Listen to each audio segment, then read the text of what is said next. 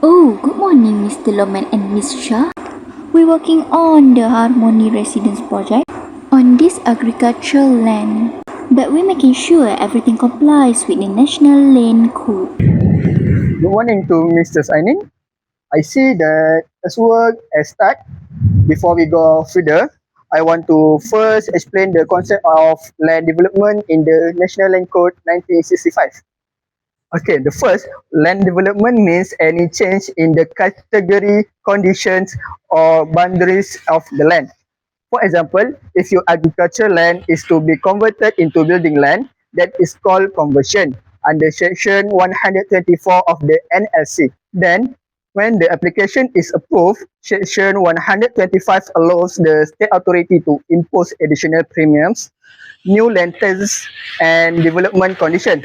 After that, when the land is to be divided into several housing lots, we use section 135 is subdivision of land. So are all these three sections are interrelated in the development process? That's right. For example, the Eco Majestic project in Semenyih also went through the same process. Agricultural land was converted into building, then divided into small lot for sale. But if controls are not properly enforced, it can end up like the case in Cameron Highland, where a lot of development was carried out without approval. As a result, there were erosion, landslide, and river pollution. Thank you, Mr. Lokman. That was very clear. For our project, we follow all the steps under NLC land development application process. First, we submit Form 12A to change the land use under Section 1 to 4. We also attach supporting documents such as first, location plan and proposed development plan. Second, technical report from geotechnical engineer. Third, copy of the land title. Fourth, latest land tax receipt. Fifth, land premium valuation report. Why are all these documents necessary? That's quite a lot. Yes, because each document has its purpose. The location and development plan show the boundaries and proposal structure, so the land office can check compliance with the local plan. Then, the technical report ensures the land is safe for construction and would not disrupt draining system. The land title and tax receipt prove legal ownership, that there are no outstanding. The premium valuation report helps determine the additional charge after the conversation is approved. We submit everything.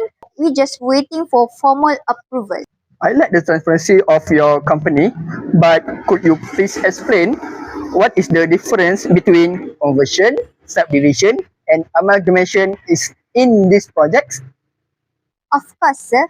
First is conversation. Conversation changed the land category from agriculture to building, just like our current project now.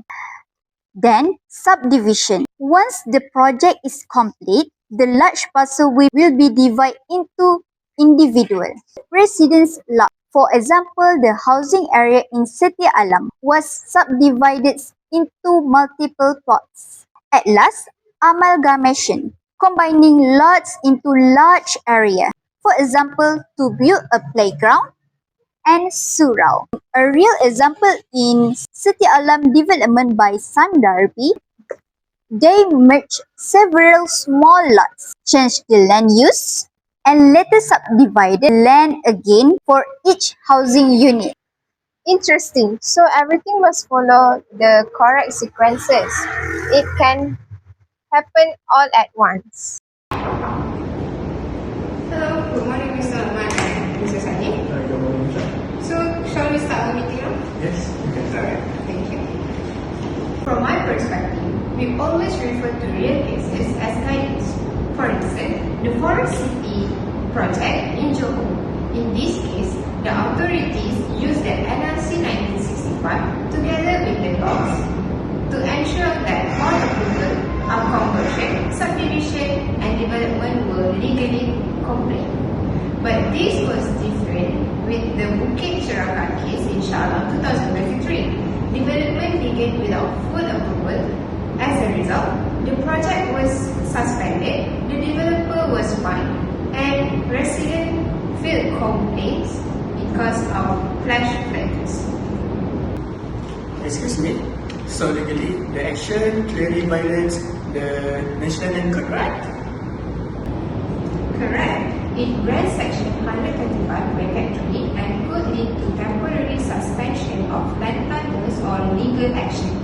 Beyond legal consequences, it also causes social impact. For example, residents lose trust in developers and local authorities. I recommend 3 practical measures. First, all applications must go through the e-tanah system for transparency and real-time checking.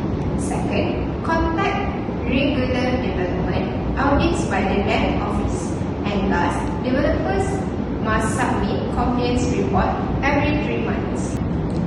In conclusion, the National Land Code 1965 is not just a law, but an important guide to ensure that the development of our country is safe and sustainable. And every application must follow proper procedures so that each development is legally valid. When all parties comply, development not only succeeds but also benefit the environment and the community.